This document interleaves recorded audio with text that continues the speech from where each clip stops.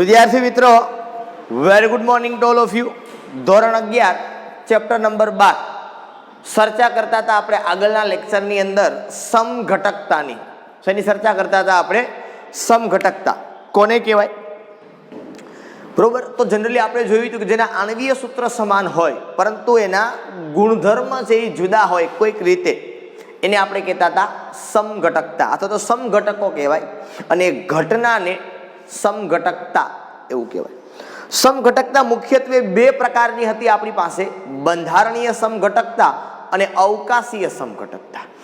બંધારણીય સમઘટકતામાં આપણે 5 પ્રકાર પાડ્યા હતા: શૃંખલા સમઘટકતા, સ્થાન સમઘટકતા, ક્રિયાશીલ સમૂહ સમઘટકતા, મેટામેરિઝમ મતલબ મધ્યાવયવત્તા અને ચલરૂપકતા.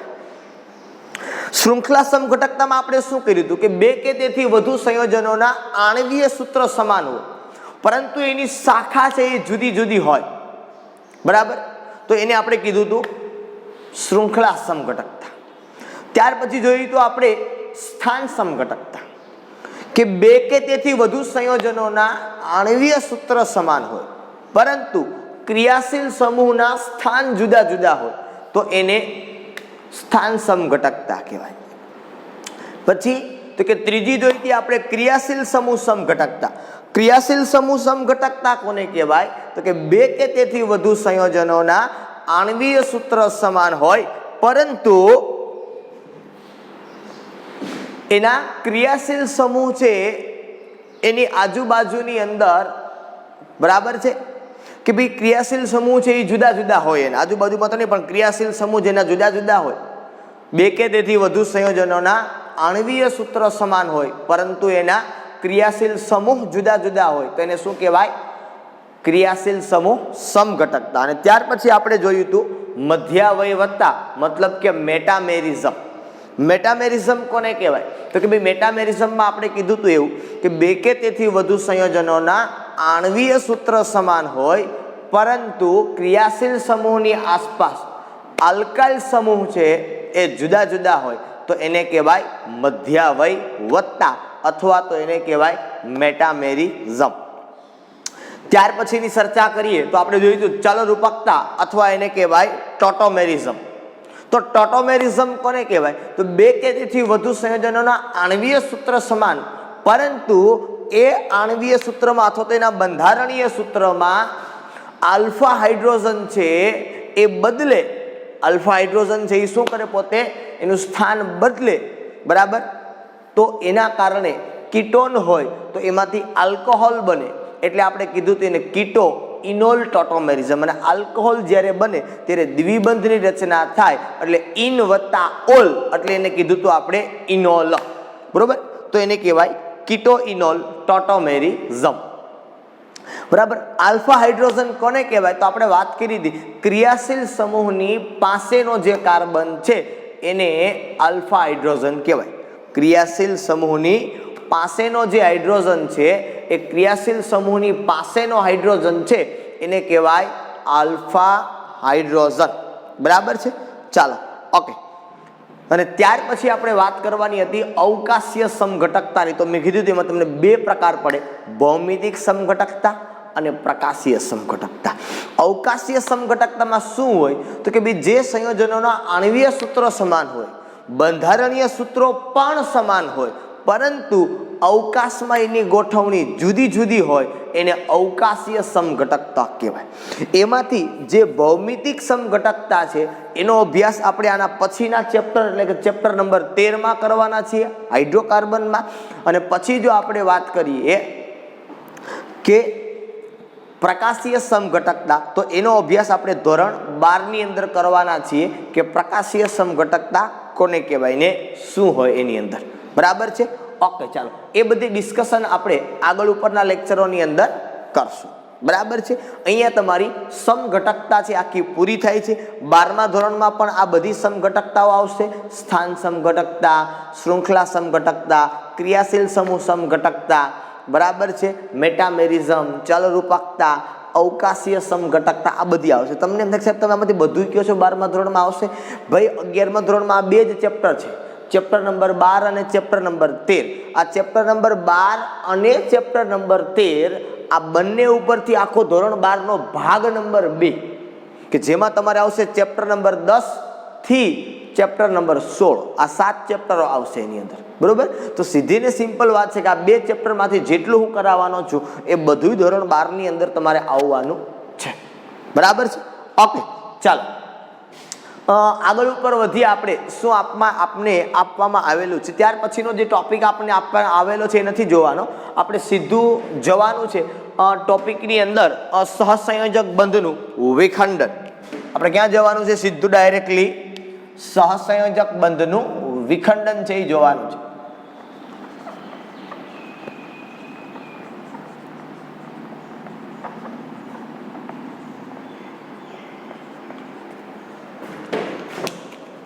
ચાલો હવે વાત કરવાની છે આપણે સહસંયોજક બંધનું વિખંડન. સહસંયોજક બંધનું વિખંડન એનો મતલબ શું? તો કે ભાઈ સહસંયોજક બંધનું વિખંડન એનો મતલબ એમ કે સહસંયોજક બંધ છે એ તૂટે. તો હવે અહીંયા સહસંયોજક બંધ છે એ તો પેલા એટલે શું કહેવાય એ આપને ખબર હોવી જોઈએ. સહસંયોજક બંધ એટલે શું? તો કે ભાઈ ઇલેક્ટ્રોનની ભાગીદારીથી જે બંધ રચાય એને શું કહેવાય?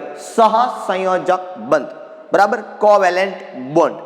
હવે એના 2 પ્રકારે તૂટશે. સહસંયોજક બંધનું વિખંડન એટલે શું? તો કે સહસંયોજક બંધનું તૂટવું. અને આ સહસંયોજક બંધ છે એ 2 રીતે તૂટશે. એક સમવિભાજન અને બીજું વિષમ વિભાજન. સમવિભાજન, વિષમ વિભાજન તમને શબ્દ જોઈને ખબર પડે કે સમાન રીતે વિભાજન થશે. વિષમ વિભાજન સમાન રીતે વિભાજન નહીં થાય એટલે આને કીધું આપણે વિષમ વિભાજન, બરાબર. આપણે 1 બાય 1 જોવાનું છે કે સમ વિભાજન કેવી રીતે થાય, વિષમ વિભાજન કેવી રીતે થાય. આપણે સૌ પ્રથમ તમને ટેક્સ્ટ બુકમાં આપેલું છે પેલું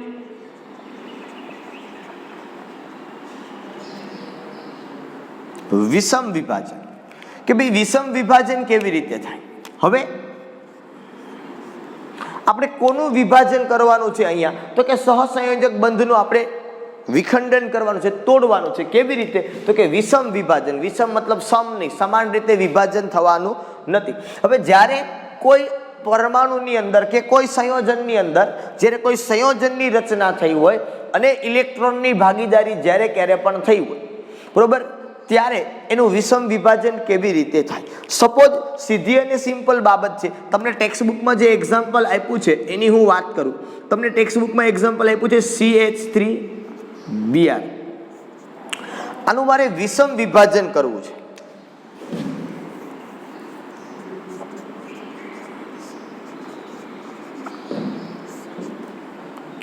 હવે સીધી અને સરળ બાબત એ છે અને તમને એ ખબર હોય, આની અંદર શું ખબર હોય તો કે અહીંયા જે બંધ બન્યો આ ઇલેક્ટ્રોનની ભાગીદારીથી બંધ બન્યો છે. આ જે બંધ બન્યો છે એમાંથી એક ઇલેક્ટ્રોન આ કાર્બનનો છે અને એક ઇલેક્ટ્રોન આવી રીતે લખી શકાય ને. આ તમને હવે ખબર પડે. હું આ કાર્બન અને બ્રોમિન વચ્ચેના બંધની વાત કરું છું. વિષમ વિભાજન મારે કરવાનું છે. શું કરવાનું છે મારે? વિષમ વિભાજન કરવાનું છે. હવે જ્યારે હું વિષમ વિભાજન કરું એટલે આ બંધ છે એ બંનેના ઇલેક્ટ્રોનનો હોય. આ વસ્તુ આપણે આગળ ભણી ગયા છીએ ચેપ્ટર નંબર 4 રાસાયણિક બંધન આણ્વીય રચના, લુઈસ બંધારણવાળા ટોપિકની અંદર, કે હવે આ બંધ છે. હવે આ જ્યારે રિએક્શન થાય ત્યારે આ બંધ છે એ તૂટે. હવે કેવી રીતે તૂટે એ જોવાનું છે. કારણ મેં તમને કીધું આપણે IUPAC નામકરણ ભણીએ છીએ, આની રાસાયણિક પ્રક્રિયા જ્યારે આવશે ત્યારે આપણે એ અભ્યાસ કરવાનો છે કે આ બંધ કેવી રીતે તૂટે, બરોબર. તો હવે કાર્બન અને બ્રોમિન વચ્ચેનો બંધ છે તો તમને ઇન શોર્ટ ખબર હોય શું? તો કે અહીંયા વિદ્યુત ઋણતાનો તફાવત પડે. ખબર પડે ને, કાર્બન અને બ્રોમિન તમને એ ખબર છે કે અહીંયા ડેલ્ટા માઇનસ આવે અને અહીંયા આવે ડેલ્ટા પ્લસ. તો ડેલ્ટા માઇનસનો મતલબ શું થાય? તો કે આંશિક ઋણ વીજભાર. ડેલ્ટા માઇનસનો મતલબ શું થાય? આંશિક ઋણ વીજભાર. મતલબ કે બ્રોમિનની વિદ્યુત ઋણતા વધારે છે, કાર્બનની વિદ્યુત ઋણતા ઓછી છે. વિદ્યુત ઋણતા એટલે શું? યાદ કરવાનો પ્રયત્ન કરો. આપણે ભણી ગયા બહુ સરસ રીતે, બરાબર. શું અભ્યાસ કરી ગયા? વિદ્યુત ઋણતા કોને કહેવાય? તો કે સહસંયોજક બંધમાંના સહિયારા ઇલેક્ટ્રોનને પોતાના તરફ આકર્ષવાની વૃત્તિ. સહસંયોજક બંધમાંના ઇલેક્ટ્રોનને પોતાના તરફ આકર્ષવાની વૃત્તિને શું કહેવાય? વિદ્યુત ઋણતા. ઓકે, ચાલો, તમને ખ્યાલ છે એ પ્રમાણે કે જો હું લુઈસ બંધારણમાં તમને લઈ જાઉં તો આ કાર્બનના 4 ઇલેક્ટ્રોન બરાબર છે. હવે આ જે હું ઇલેક્ટ્રોન મૂકું છું બ્લુ કલરનું એ હાઇડ્રોજનના થાય છે, તમને દેખાય છે અહીંયા. કાર્બનનું અષ્ટક પૂર્ણ થઈ ગયું, ખબર પડી. હવે બ્રોમિનમાં કેટલા ઇલેક્ટ્રોન હોય તમને ખ્યાલ છે? બ્રોમિન પાસે બ્રોમિન સમૂહ નંબર 17માં આવે તો કેટલા ઇલેક્ટ્રોન આવે? તો કે 2, આ 4 અને આ 2, 6 અને એક આ 7. બરાબર છે. ઓકે, હવે જ્યારે ક્યારે પણ આ બંધ તૂટે, જ્યારે ક્યારે પણ આ બંધ તૂટે તો આ બંધના બંને ઇલેક્ટ્રોન એ બ્રોમિન તરફ આકર્ષાય. આ બંને ઇલેક્ટ્રોન કઈ તરફ જાય? બ્રોમિન તરફ વહી જાય આ 2 ઇલેક્ટ્રોન. હવે જો બંને ઇલેક્ટ્રોન બ્રોમિન તરફ જાય તો શું થયું? જો બંને ઇલેક્ટ્રોન બ્રોમિન તરફ જાય, ઇલેક્ટ્રોન કોણ લઈ ગયું? તો કે બ્રોમિન. તો કાર્બન ઉપર કેવો વીજભાર આવે? તો કે પોઝિટિવ. અહીંયા ઇલેક્ટ્રોન કેટલા થયા જોવો તો કે અહીંયા ઇલેક્ટ્રોન થયા કાર્બન પાસે હવે 6. બ્રોમિનની જો હું વાત કરું તો વત્તા Br 1 2 3 4 5 અને 6 હતા એની પાસે ઓલરેડી રેડ કલરથી. હવે આ 2 બ્લેક એના તરફ આવ્યા, બરાબર, અને એને ઇલેક્ટ્રોન મેળવો એટલે એની ઉપર વિદ્યુત ભાર આવશે માઇનસ. આ સમજમાં આવી આખી બાબત કે ના મગજમાં બેઠું? બરોબર, કે આ કાર્બન પાસે જે ઇલેક્ટ્રોન હતું એ ઇલેક્ટ્રોન આ સહિયારું ઇલેક્ટ્રોન કહેવાય. 2 વચ્ચે ઇલેક્ટ્રોન યુગ્મ કહીએ. તો આ ઇલેક્ટ્રોન યુગ્મ કઈ તરફ ગયું? તો કે જેની વિદ્યુત ઋણતા આ બાજુ જાય એવું ફરજિયાત નથી. જેની વિદ્યુત ઋણતા વધારે હોય એ તરફ આ આખું ઇલેક્ટ્રોન યુગ્મ છે એ જાય. તો આ આખું ઇલેક્ટ્રોન યુગ્મ એના તરફ ગયું તો એટલા માટે અહીંયા પોઝિટિવ ચાર્જ આવ્યો, અહીંયા નેગેટિવ ચાર્જ. તો અહીંયા કાર્બન છે એની પાસે કેટલા ઇલેક્ટ્રોન વધ્યા આવે? તો કે 6. તો આને ષષ્ટક ઇલેક્ટ્રોન રચના કહેવાય. અષ્ટક નહીં, ષષ્ટક મતલબ 6 ઇલેક્ટ્રોન છે એટલે. અને આની પાસે અષ્ટક તો છે અને 1 ઇલેક્ટ્રોન યુગ્મ વધારાનું થાય. અષ્ટક ઇલેક્ટ્રોન રચના ઉપરાંત 1 ઇલેક્ટ્રોન યુગ્મ બોલું છું, બરાબર. એની પાસે શું થાય? ષષ્ટક તો છે જ અને 1 ઇલેક્ટ્રોન વધારાનું. ષષ્ટક ઇલેક્ટ્રોન રચના ઉપરાંત 1 ઇલેક્ટ્રોન યુગ્મ વધારાનું એટલે અષ્ટક થઈ ગયું. અહીંયા બ્રોમિનનું શું થઈ ગયું? અષ્ટક થઈ ગયું પ્રાપ્ત આખું, બરાબર છે. તો આ જે ભાઈ બહેનો કાર્બન ઉપર પોઝિટિવ વીજભાર બન્યું, આને કહેવાય કાર્બોકેટાયન. કેટાયન એટલે ધન આયન, કેટાયન એટલે ધન આયન, અથવા તો આને બીજું કહેવાય કાર્બોનિયમ આયન. ધન આયનને આપણે ઈયમ કહીએ છીએ, યાદ કરો. એમોનિયમ, સોડિયમ, પોટેશિયમ, બરોબર, એ માને કહેવાય કાર્બોનિયમ આયન. કાર્બન ઉપર ધન વીજભાર છે એટલે આને શું કહી શકાય? કાર્બોનિયમ આયન. વિષમ વિભાજન થાય મતલબ આ 2 ઇલેક્ટ્રોન બ્રોમિન ખેંચે છે. સમ વિભાજન થાય તો શું થાય તમને ખબર પડી જાય, બરાબર છે. એટલે આ 2 ઇલેક્ટ્રોન બ્રોમિન મતલબ જેની વિદ્યુત ઋણતા વધારે હોય એના તરફ આ ઇલેક્ટ્રોન છે એ જાય. હવે આ જે કાર્બોકેટાયન બન્યો, આ કાર્બોકેટાયન આટલો જ હોય તો કે દર વખતે હાઇડ્રોજન જ હોય એવું ફિક્સ હોય? તો કે નહીં, એવું ફિક્સ ન. તો આ હાઇડ્રોજનની જગ્યાએ બીજો કોણ હોય? તો કે કાર્બનિક સંયોજનો છે. તો હાઇડ્રોજનને બદલે બીજા નવા નવા કાર્બન હોઈ શકે. કોણ હોઈ શકે? ત્યાં કાર્બનનો અણુ હોઈ શકે. તો અહીંયા જો હું વાત કરું તો આ હાઇડ્રોજનની જગ્યા ઉપર હું લખી શકું અહીંયા શું? CH3. અહીંયા એક હાઇડ્રોજન કાઢી નાખો શું થઈ જાય? CH2. આની ઉપર કેવો ચાર્જ આવી જાય? પોઝિટિવ ચાર્જ આવી જાય. કે ના સમજમાં આવ્યું? આ હાઇડ્રોજનને બદલે મેં શું મૂક્યું? CH3 મૂક્યું. તો આ કાર્બન આરે 2 હાઇડ્રોજન ને પોઝિટિવ ચાર્જ, બરોબર. પછી બીજું તો કે હવે બીજું આવું છે, હજી એક હાઇડ્રોજન અહીંથી કાઢી નાખો તો અહીંયા હજી એક CH3, અહીંયા એક હાઇડ્રોજન અને એની ઉપર પોઝિટિવ ચાર્જ. હજી એક શું થાય તો કે હવે 3 બાજુ અને પોઝિટિવ ચાર્જ. બરોબર. હવે કાર્બોકેટાયન વાળો કાર્બન, ધન વીજભાર વાળો કાર્બન બીજા એક કાર્બન સાથે જોડાયેલો છે તો આને કહેવાય પ્રાથમિક કાર્બોકેટાયન. શું કહેવાય આને? પ્રાથમિક કાર્બોકેટાયન. અહીંયા ધન વીજભાર વાળો કાર્બન બીજા 2 કાર્બન સાથે જોડાયેલો છે તો આને કહેવાય દ્વિતીયક કાર્બોકેટાયન. ધન વીજભાર વાળો કાર્બન બીજા 3 કાર્બન સાથે જોડાયેલો છે તો તૃતીયક કાર્બોકેટાયન.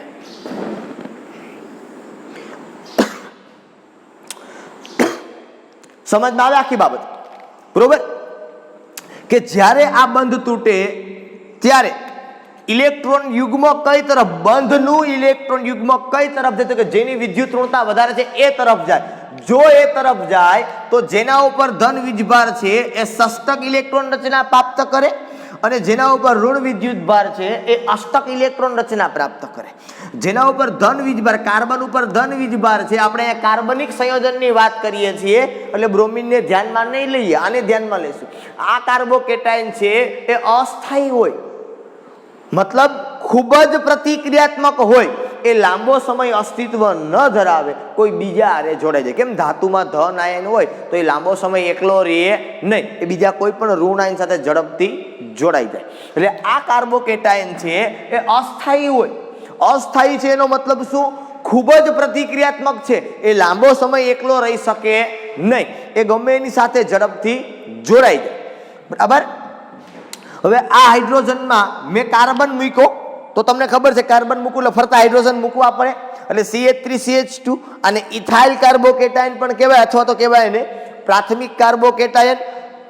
આને આઇસોપ્રોપાઇલ કાર્બોકેટાયન કહેવાય એટલે દ્વિતીયક કાર્બોકેટાયન. આને શું કહેવાય તો કે તૃતીયક જ છે એટલે તૃતીયક કાર્બોકેટાયન. પ્રાથમિક, દ્વિતીયક, તૃતીયક કેવી રીતે નામ પાડ્યા કે ભાઈ ધન વીજભાર ધરાવતો કાર્બન બીજા 1 કાર્બન સાથે જોડાય તો આને પ્રાથમિક કાર્બોકેટાયન કહેવાય.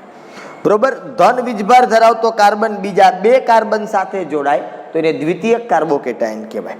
ધન વીજભાર ધરાવતો કાર્બન બીજા 3 કાર્બન સાથે જોડાય તો એને તૃતીયક કાર્બોકેટાયન કહેવાય. સર આમાંથી સ્થાયીતા વધારે કોની? પ્રાથમિક કાર્બોકેટાયન, દ્વિતીયક કાર્બોકેટાયન, તૃતીયક કાર્બોકેટાયન, એક આવડો આ જેને આપણે કહીએ મિથાઇલ કાર્બોકેટાયન. શું કહેવાય? Methyl carbocation. 0 ડિગ્રી તો ન કહેવાય, મિથાઇલ કાર્બોકેટાયન. તો સર આમાંથી કોણ વધારે સ્થાયી? એક વસ્તુ યાદ રાખજો હંમેશા માટે, ખૂબ અગત્યની બાબત છે, વેરી ઇમ્પોર્ટન્ટ બાબત, કે શું આલ્કાઇલ સમૂહ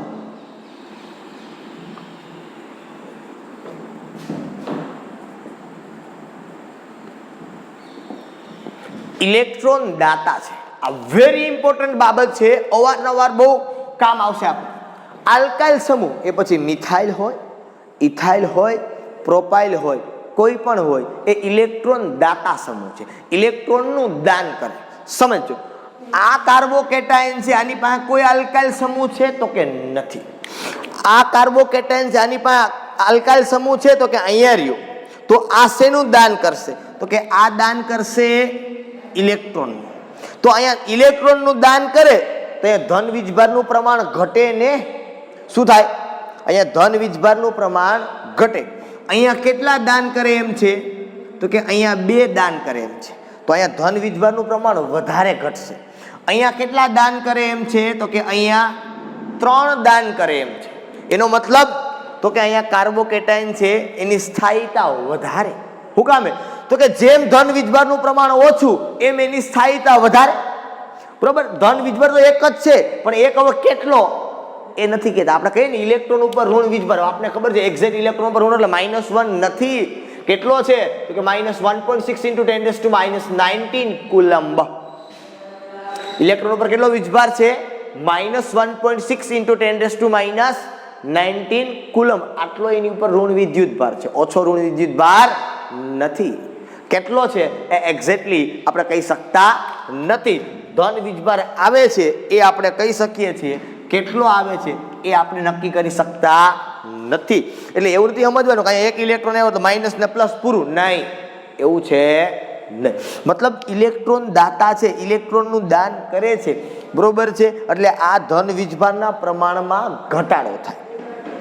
અહીંયા 2 આલ્કાઇલ સમૂહ છે, મિથાઇલ સમૂહ, તો આ 2 દાન કરે તો આમાં ધન વીજભારમાં વધારે ઘટાડો થાય. અહીંયા 3 મિથાઇલ સમૂહ છે, એ 3 કાર્બનને દાન કરે તો અહીંયા ધન વીજભારનું પ્રમાણ ઘટે, શૂન્ય ક્યાંય નહીં થઈ જાય, ઘટશે માત્ર, બરોબર. એટલે સૌથી વધારે સ્થાયી કોણ? તો કે તૃતીયક, દ્વિતીયક, પ્રાથમિક અને પછી કોણ આવશે? મિથાઇલ કાર્બોકેટાયન, બરોબર. તો જો વાત કરીએ કે કાર્બોકેટાયનની સ્થાયીતાનો ક્રમ,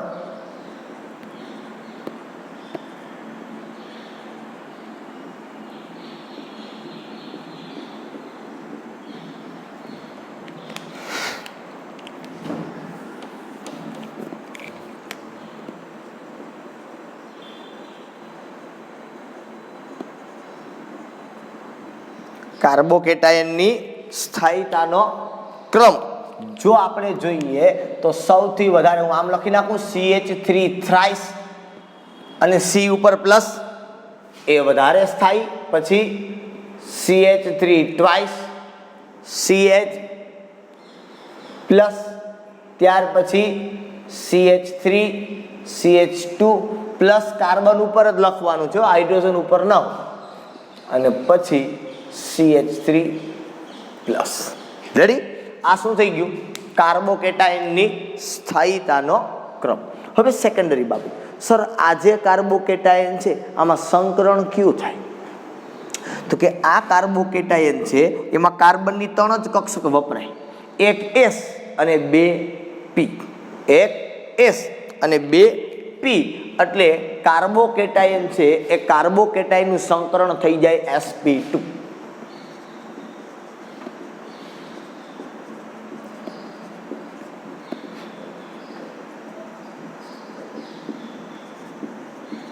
અને sp2 સંકરણ હોય તો મેં તમને કાર્બનિકમાં લખાવેલું છે, આકાર થાય એનો સમતલીય ત્રિકોણ. કેવો આકાર થાય એનો? સમતલીય ત્રિકોણ આકાર થાય. sp3 નહીં થાય કારણ કે આજે ચોથો હાઇડ્રોજન અહીંયા નથી, એટલે 3 જ કક્ષકો ભાગ લેશે સંકરણની અંદર, એક S અને 2 P, એક S અને 2 P, એવી રીતે ભાગ થઈ અને 3 કક્ષકો લખશે sp2, જેને આપણે કહીએ છીએ સંકૃત કક્ષકો. કઈ કક્ષકો કહીએ છીએ આપણે એને? સંકૃત કક્ષકો. એટલે સંકરણ થશે અહીંયા આપણી પાસે sp2 પ્રકારનું સંકરણ થશે અને આકાર બનશે આપણી પાસે સમતલીય ત્રિકોણ આકાર બનશે. ઓકે, સેકન્ડરી બાબત, શું સર દર વખતે આવી રીતે જ હોય કે આ પ્રમાણે જ કાર્બનના ઇલેક્ટ્રોન આ જ બાજુ જાય દર વખતે? અરે ભાઈ, એવું કમ્પલસરી નથી. દાખલા તરીકે જો આવી રિએક્શન હોય કે CH3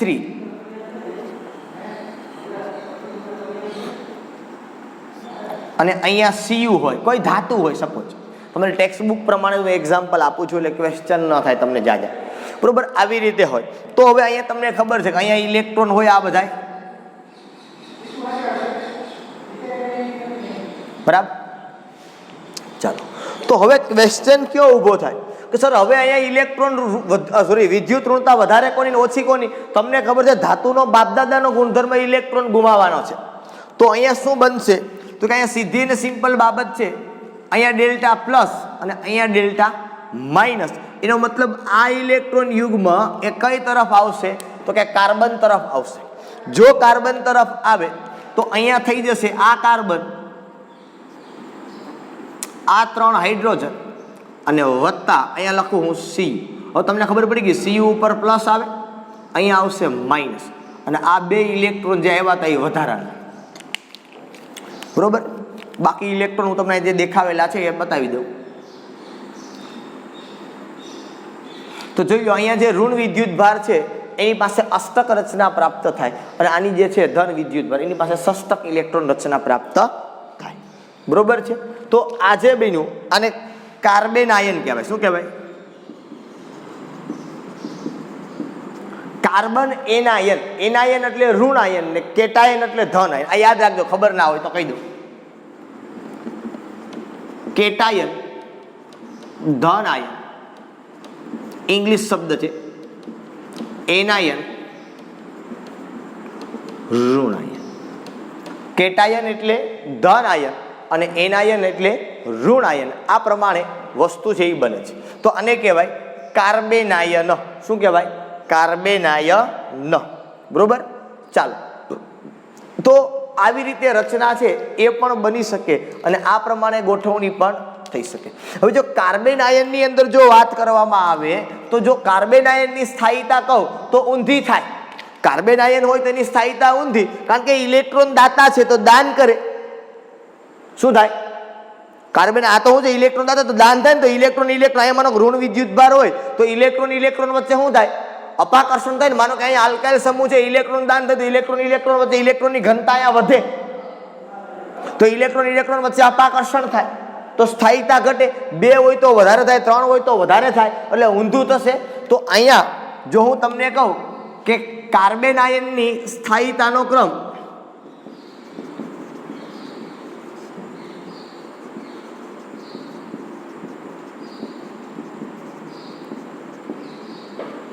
બરોબર, તો કાર્બન આયનની સ્થાયીતાનો ક્રમ કાર્બોકેટાયનની સ્થાયીતા કરતા ઉલટો થશે.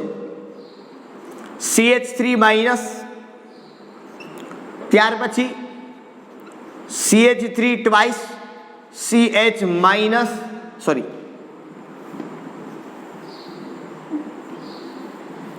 CH3 CH2 minus CH3 twice CH minus અને સૌથી ઓછી CH3 થ્રાઇસ C એના ઉપર માઇનસ. સીધી ને સિમ્પલ બાબત છે. એક જ વસ્તુ મુખ્યત્વે તમારે યાદ રાખવાની છે. શું? તો કે આલ્કાઇલ સમૂહ ઇલેક્ટ્રોન દાતા સમૂહ છે. દાતાની ઇલેક્ટ્રોન દાતા સમૂહ છે. બરોબર. આલ્કાઇલ સમૂહ છે એ કેવો કીધો મેં તમને? ઇલેક્ટ્રોન દાતા સમૂહ છે. ઇલેક્ટ્રોનનું દાન કરે. જો અહીંયા પહેલો હોય ઇલેક્ટ્રોનનું દાન કરે આ તો વધશે અપાકર્ષણ. અહીંયા ઇલેક્ટ્રોન વચ્ચે ઋણ વચ્ચે. અહીંયા 2 દાન કરશે તો વધારે વધશે, અહીંયા 3 દાન કરતો વધારે વધે તો સ્થાયીતા ઘટે. ઓકે, બરાબર.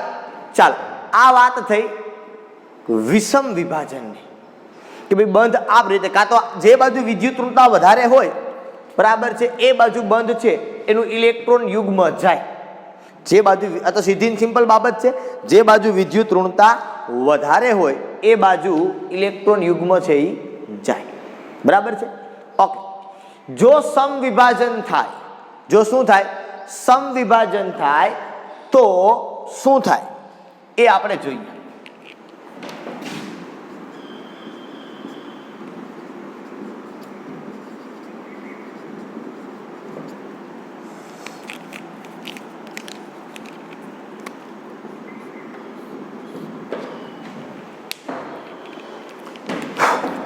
ચાલો, જો સમવિભાજન થાય તો કેવી રીતે રચના થશે, શું હશે એની ઉપર આપણે ચર્ચા કરીએ કે ભાઈ સમવિભાજન થાય તો શું થાય.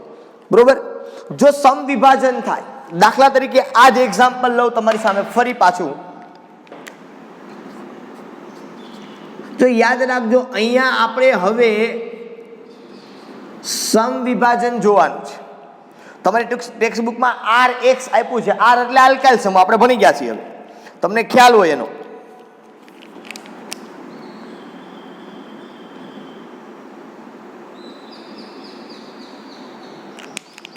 જો સમવિભાજન થાય અહીંયા તો આ ઇલેક્ટ્રોન છે, સમ એટલે સમાન વિભાજન, તો હવે આ સહિયારુ ઇલેક્ટ્રોન છે એ પોતપોતાના ઇલેક્ટ્રોન લઈ અને એ પોતે છૂટા પડે. મતલબ આ CH3 હતા તો ખરી, પણ આ એક ઇલેક્ટ્રોન આવે એની પાસે આવડું, આની પાસે આ આવે, તો તો વત્તા અહીંયા આવી જાય Br. આ જે બને આને મુક્ત મૂલક કહેવાય, ફ્રી રેડિકલ. શું કહેવાય? મુક્ત મૂલક. આ જે બને એને શું કહેવાય? મુક્ત મૂલક કહેવાય. પોતપોતાના ઇલેક્ટ્રોન લઈને છૂટા પડે, વિદ્યુતતા વધારે ઓછું એવું કાંઈ નહીં. સર આ કઈ રીતે સંભવ બને? તમે તો ઘડી અહીંયા એવું કીધું કે વિદ્યુતઋણતા વધારે હોય એટલે આ તરફ થાય, અહીંયા તો એવું અહીંયા એવું લાગુ ન પડે. તો કે વિભાજન ક્યું થાય છે એના ઉપર આધાર રાખે. સર એ અમને કેમ ખબર પડે કે વિષમ વિભાજન થાય છે કે સમ વિભાજન? તો અહીંયા આપણે કંઈક દર વખતે લેવાનું હોય છે, બરોબર? તાપમાન, દબાણ, કંઈક ઉદ્દીપક એવું આપણે કંઈક વાપરતા હોઈએ છીએ જનરલી, અને એના આધાર ઉપર આપણને ખબર પડે કે એ વિષમ વિભાજન થશે કે સમ વિભાજન થશે. સમજમાં આવે છે આખી બાબત, બરોબર? આને ક્રિયાવિધિ કહેવાય. શું કહેવાય? ક્રિયાવિધિ. કે કઈ ક્રિયાવિધિથી આગળ વધે છે પ્રક્રિયા. ક્રિયાવિધિ એટલે કે મિકેનિઝમ. સ્લો મોશનમાં જોવાનું, સ્ટેપ બાય સ્ટેપ કેવી રીતે પ્રક્રિયા આગળ વધે છે, બરાબર? ક્રિયાવિધિનો મતલબ બીજો કઈ નથી કે તમે કઈ રીતે, વિધિ એટલે કે પ્રોસેસ, તમે કઈ ક્રિયાથી પ્રોસેસ ચાલે છે, સમ વિભાજનથી કે વિષમ વિભાજનથી, બરાબર? એ બાબત અગત્યની છે. એટલે આજે બને એને શું કહેવાય? મુક્ત મૂલક. અને મિથાઇલ મુક્ત મૂલક કહેવાય. તો સર આમાં પણ હવે આવી રીતે આવી શકીએ ને? માનો કે મેં અહીંયા આવું લખ્યું છે, એના બદલે આપણે એને વ્યવસ્થિત જો દર્શાવીએ તો તમને ખબર છે H H H આ ઇલેક્ટ્રોન. તો આને મુક્ત મૂલક આપણે કીધું, તો આને આપણે મિથાઇલ મુક્ત મૂલક કહેવાય. એમ કાર્બોકેટાયન જેમ પ્રાથમિક મુક્ત મૂલક, દ્વિતીયક, તૃતીયક મુક્ત મૂલક બની શકે કે ના બની શકે? તો કે આ બની શકે, જરૂર બની શકે. હવે મુક્ત મૂલકની સ્થાયીતાની વાત કરવાની હોય, અહીંયા પણ તમે જોવો એમ કે અહીંયા 7 ઇલેક્ટ્રોન થાય, 1 ઘટે છે.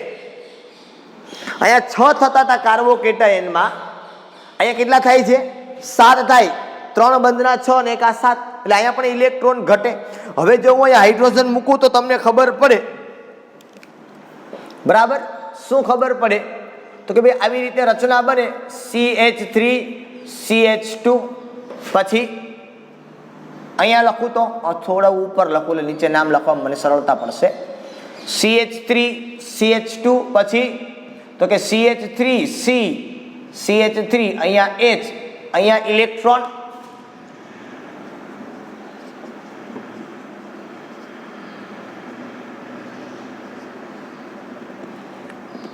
બરોબર? તો આને પ્રાથમિક મુક્ત મૂલક, આને દ્વિતીયક મુક્ત મૂલક, અને આને તૃતીયક મુક્ત મૂલક આવું કહેવાય. હવે જોજો, પ્રાથમિક, દ્વિતીયક કે તૃતીયક જે મુક્ત મૂલક છે કે મિથાઇલ મુક્ત મૂલક કહેવાય આને, અને ઇથાઇલ મુક્ત મૂલક, આઇસોપ્રોપાઇલ કે તૃતીયક મુક્ત મૂલક, એવી રીતે આપણે એને નામ આપી શકીએ, બરોબર?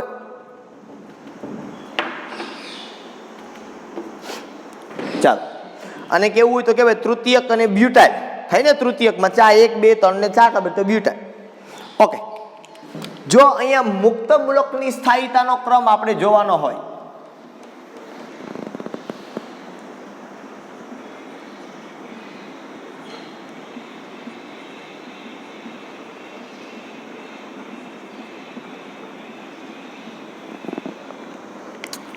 તો કેવી રીતે મળે આપણે મુક્ત મૂલકની સ્થાયીતાનો ક્રમ?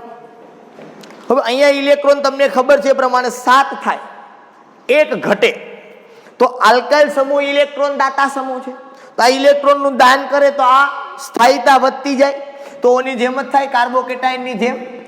સૌથી વધારે સ્થાયી CH3 થ્રાઇસ C, એના કરતા ઓછું CH3 ટ્વાઇસ CH, એના કરતા ઓછું CH3 CH2, અને સૌથી ઓછું CH3. આ પ્રમાણે કાર્બોકેટાયનની મુક્ત મૂલકની કાર્બોકેટાયનની જે સ્થાયીતાનો ક્રમ, એ જ સ્થાયીતાનો ક્રમ મુક્ત મૂલકની સ્થાયીતાનો ક્રમ. કોઈ પણ સ્થાયીતા માટે એક જ વસ્તુ મગજમાં રાખવાની છે તમારે. શું? તો કે આલ્કાઇલ સમૂહ ઇલેક્ટ્રોન દાતા સમૂહ છે.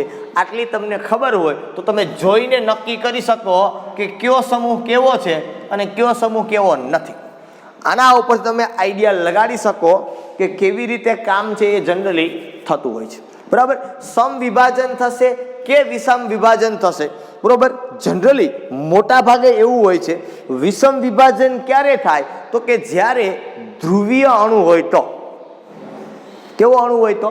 ધ્રુવીય અણુ હોય તો વિષમ વિભાજન થાય અને અધ્રુવીય અણુ હોય, આ મેં તો બંનેમાં એક જ એક્ઝામ્પલ લીધું છે, અદ્રવ્ય અણુ હોય તો સમ વિભાજન થાય. દાખલા તરીકે કાર્બોનિલ અણુ ને એ બધા હોય, બરોબર, તો સમ વિભાજન છે એ જનરલી થતું હોય છે. બરાબર છે. ચાલો, તો એ આપણે આગળ ઉપર જશું એટલે વધારે તમને આઈડિયા આવશે કે ધ્રુવીય અણુ છે કે અધ્રુવીય અણુ છે, સમ વિભાજન થાય કે વિષમ વિભાજન થાય. વધારે પડતી પ્રક્રિયાઓનો અભ્યાસ કરશું ને રિએક્શન જોશું એટલે આપણે આઈડિયા આવશે કે સમ વિભાજન થાય છે કે વિષમ વિભાજન થાય છે. બરાબર. ચાલો, ઓકે, આ વાત થઈ સમ વિભાજન અને વિષમ વિભાજન માટેની. આગળ ઉપરના ટોપિક ઉપર આપણે કામ કરીએ એટલે થોડોક વધારે આઈડિયા છે એ આપણને આવશે. બરોબર. એ ટોપિક આપણે જનરલી જોઈ ગયેલા છીએ એવો જ ટોપિક છે એટલે એના ઉપર આપણે કામ કરવું છે. કેન્દ્ર અનુરાગી પ્રક્રિયક અને ઇલેક્ટ્રોન અનુરાગી પ્રક્રિયક. જનરલી મુદ્દો જોઈ ગયા છીએ આપણે અવારનવાર.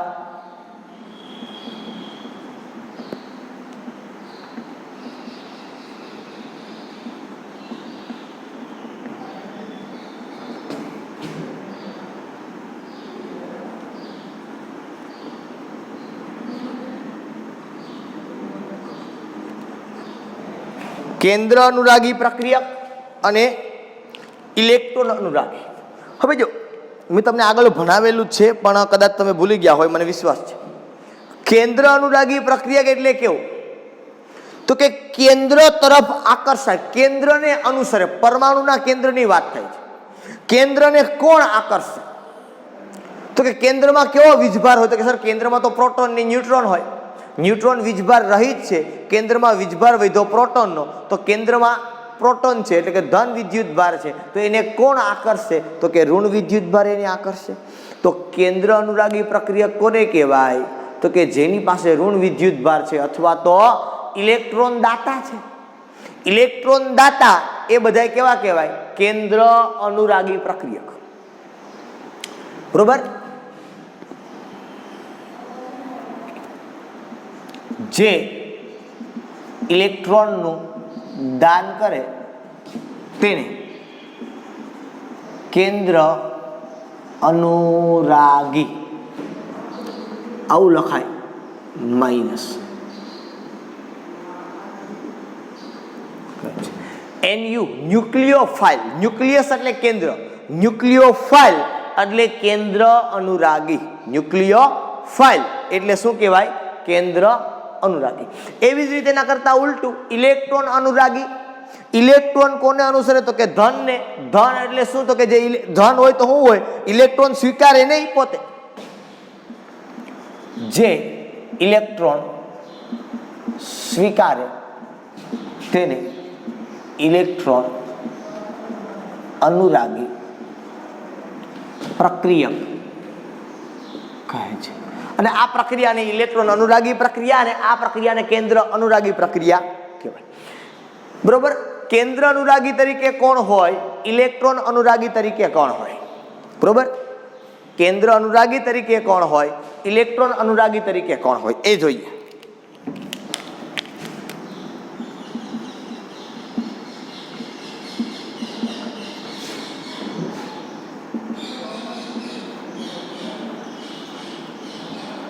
કેન્દ્ર અનુરાગી કેન્દ્રને આકર્ષે, ધન વીજભારને આકર્ષે. ધન વીજભારને આકર્ષે એટલે ઋણની અંદર હોઈ શકે.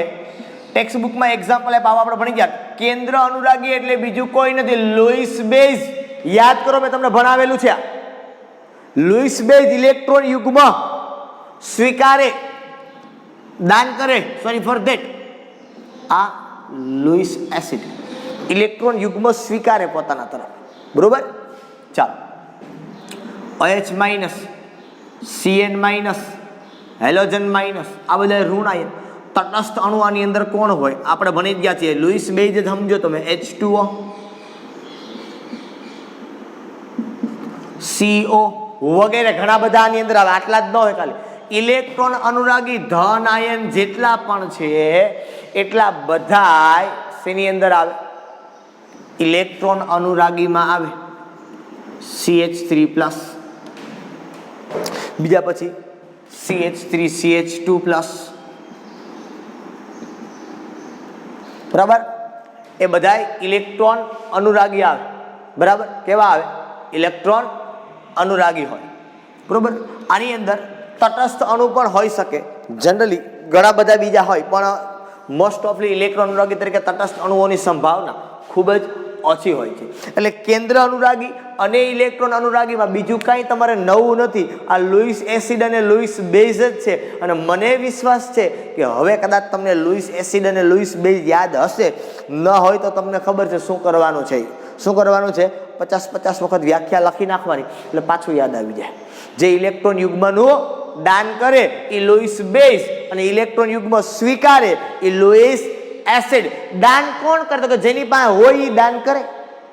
તો ઋણ આયન તટસ્થ અણુ જેની પાસે ઇલેક્ટ્રોન યુગ્મ છે, આપણે ભણ્યા, બરોબર.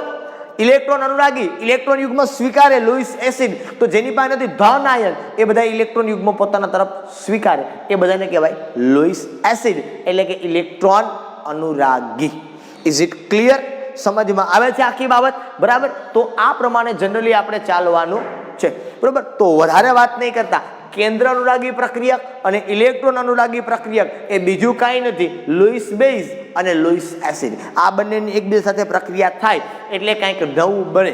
કેવી રીતે બને, શું બને, એની ચર્ચાઓ જનરલી આપણે રિએક્શનો જોશું ત્યારે આપણે વધારે આઈડિયા આવશે. એ રિએક્શનો આપણે ચેપ્ટર નંબર 13માં જોવાની છે. ક્યાં જોવાની છે? ચેપ્ટર નંબર 13માં. ઓકે. ત્યાર પછી સ્વાધ્યાયની અંદર પ્રશ્ન આપણને આપેલા છે અમુક, એનું આપણે સોલ્યુશન કરવાનું છે. જોઈએ આપણને શું આપેલું છે, એના તરફ આપણે આગળ વધીએ. કોયડો 12.1 ટેક્સ્ટ બુક તમે તમારી સાથે રાખજો, હું રકમ લખતો નથી હવે. કોયડો 12.11 નીચે દર્શાવેલા અણુમાં સહસંયોજક બંધના વિષમ વિભાજનથી બનતા પ્રતિક્રિયાત્મક મધ્યવર્તી સંયોજનના નિર્માણને વક્ર તીર દ્વારા દર્શાવો. આવું આપ્યું છે.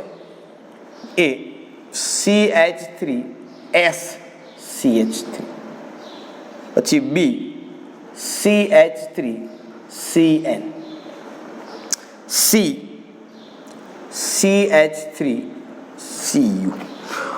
આને આપણે કેવી રીતે દર્શાવવાનું કીધું? તો કે વક્ર તીર દ્વારા. એટલે આપણે જોવાનું છે કે આ અણુની અંદર આ જે ઇલેક્ટ્રોન છે એ કઈ બાજુ જાય, કોની વિદ્યુત ઋણતા વધારે. અને પછી શું આપણને નિપજ મળે અહીંથી, એ જોવાનું છે. હવે અહીંયા જો આ બંધ કોની કોની વચ્ચે સહિયારો, તો કે જો હાઇડ્રોજન ન હોય તમને ખબર પડે છે. હવે કાર્બન આરે સહિયારો છે. કાર્બન અને કોનો? સલ્ફર. કાર્બન અને કોનો? કાર્બન સમૂહ નંબર 14 નું તત્વ, સલ્ફર સમૂહ નંબર 16 નું તત્વ. તો સમૂહ નંબર 14 કરતા સમૂહ નંબર 16 ની વિદ્યુત ઋણતા વધારે હોય, એટલે આ ઇલેક્ટ્રોન છે એ સલ્ફર તરફ આકર્ષાય.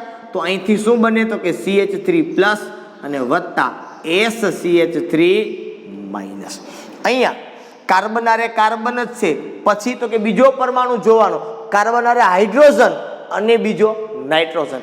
હાઇડ્રોજન અને નાઇટ્રોજનમાંથી કોની વિદ્યુત ઋણતા વધારે? તો કે નાઇટ્રોજનની. તો આ સહિયારુ ઇલેક્ટ્રોન યુગ્મ કઈ તરફ જાય? તો કે નાઇટ્રોજન તરફ જાય. તો અહીંયા બનશે CH3+ અને વત્તા CN-. અહીંયા કાર્બન સાથે કોણ છે? કોપર. બેઠું એક્ઝામ્પલ આપણી પાસે છે અહીંયા, બરોબર. તો આ ઇલેક્ટ્રોન આવશે યુગ્મ કાર્બન તરફ, અને અહીંયા આવશે CH3- અને વત્તા Cu પર આવશે plus. Is it clear? Okay, ચાલો. ત્યાર પછીનો જે કોયડો છે એના ઉપર આપણે જઈએ. કોયડો 12.12. ચાલો, નીચે દર્શાવેલા અણુ અથવા આયનોને કારણ સહિત કેન્દ્ર અનુરાગી અથવા તો ઇલેક્ટ્રોન અનુરાગી પ્રક્રિયકમાં વર્ગીકૃત કરો. કોણ છે? તો કે HS માઇનસ, પછી BF3, પછી C2H5O માઇનસ, પછી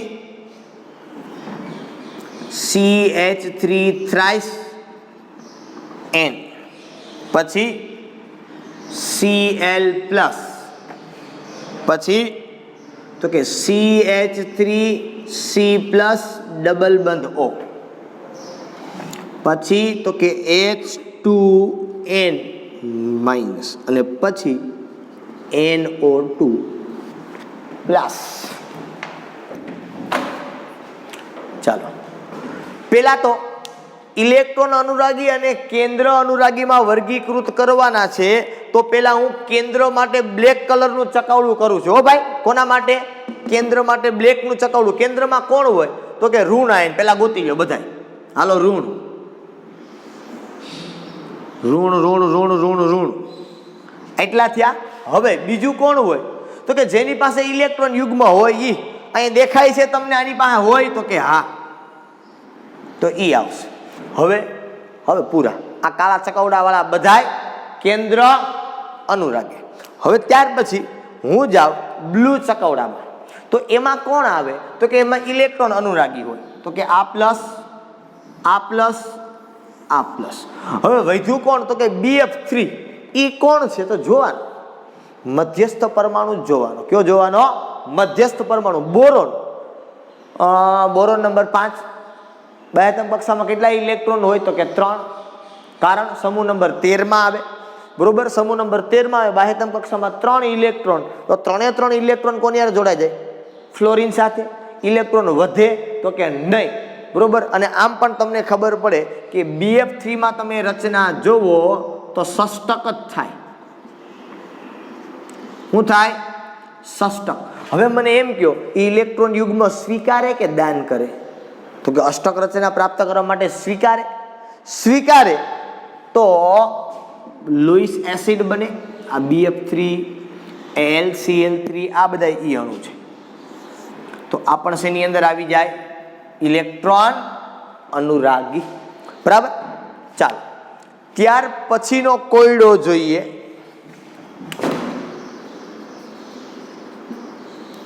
કોયડો 12.13. શું કીધું 12.13 માં? નીચે દર્શાવેલા અણુઓમાં ઇલેક્ટ્રોન અનુરાગી કેન્દ્ર ઓળખી બતાવો. ઇલેક્ટ્રોન અનુરાગી કેન્દ્ર ઓળખવાનું છે. એમાં પેલું છે CH3CH ડબલ બંધ O, બીજું છે CH3CN, ત્રીજું છે CH3 અને I. આમાં શું ઓળખવાનું છે? તો કે ઇલેક્ટ્રોન અનુરાગી કેન્દ્ર. ઇલેક્ટ્રોન અનુરાગી કેન્દ્ર એટલે શું? તો કે કયો પરમાણુ છે ઈ ધન બને.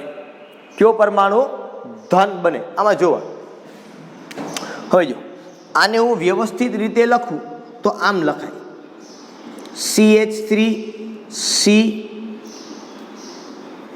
અહીંયા ઉપર લખું H અને અહીં લખું ડબલ બંધ O. તો હવે મને કહો ડબલ બંધ તૂટે આ તો અહીંયા કઈ પાસે કયો વીજભાર આવે? તો સીધી અને સિમ્પલ બાબત છે કે અહીંયા કયો વીજભાર આવે? ધન. અહીંયા કયો આવે? ઋણ. તો આ ધન વીજભાર એ શું થયું? કેન્દ્ર ઇલેક્ટ્રોન અનુરાગી કેન્દ્ર. સમજ્યા? શું થયું? ઇલેક્ટ્રોન અનુરાગી કેન્દ્ર. મતલબ શું કહે છે કે આમાંથી કયો પરમાણુ છે એની ઉપર ઋણ વાળો એટેક કરશે? તો આ કાર્બન ઉપર કરશે. અહીંયા C અને N માં કોના ઉપર આવે? તો કે કાર્બન ઉપર આવે, કારણ કે નાઇટ્રોજનની વિદ્યુત ઋણતા વધુ. અહીંયા CH3I માં કોના ઉપર આવે? તો કે આ કાર્બન ઉપર. મતલબ તમારે ગોતવાનું છે કે બંધ તૂટે તો કોના ઉપર ધન વિદ્યુત ભાર આવે. અહીંયા તમને ખબર હોય. શું ખબર હોય? તો કે અહીંયા આવી રીતે હોય CH3 C ટ્રિપલ બંધ N. હવે તમને ખબર છે સિંગલ કરતા પહેલા ટ્રિપલ બંધ તૂટે, પાઈ બંધ તૂટે. આ પાઈ તૂટે તો વિદ્યુત ભાર ક્યાં આવે? આ પ્લસ ઉપર. સેમ અહીંયા છે ભાઈ. કે અહીંયા તમે લખો તો CH3 અને શું આવે I, તો આમાંથી પહેલા સીધી વાત છે આયોડિન છે એ કાર્બન ઉપર ધન આવે, આયોડિન છે એ વધુ વિદ્યુત ઋણતા ધરાવે કાર્બન કરતા, ત્યાં વહી જાય. બરાબર. તો ઇલેક્ટ્રોન અનુરાગી કેન્દ્રનો મતલબ શું કે કયો પરમાણુ છે જેના ઉપર ધન વિદ્યુત ભર આવે. કેમ મેં તમને અહીંયા કીધું કે આ ઇલેક્ટ્રોન યુગ્મ નાઇટ્રોજન લઈ જાય, નહીં કે કાર્બન. બરોબર. એવી જ રીતે અહીંયા આ કાર્બન ઉપર ધન આવે, નાઇટ્રોજન ઉપર કયો આવે ઋણ, કારણ કે અહીંયા ટ્રિપલ બંધ છે, પાઈ બંધ પેલા તૂટે. બરાબર છે. ચાલો ઓકે. તો આ વાત થઈ આપણે કેન્દ્ર અનુરાગી પ્રક્રિયક અને ઇલેક્ટ્રોન અનુરાગી પ્રક્રિયક માટેની ચર્ચા થઈ. ઓકે, આજના માટે આપણે અહીં સુધી રાખીએ છીએ. ફરી પાછા નવા લેક્ચરની અંદર મળશું. ત્યાં સુધી બધાને Tata bye bye and C you.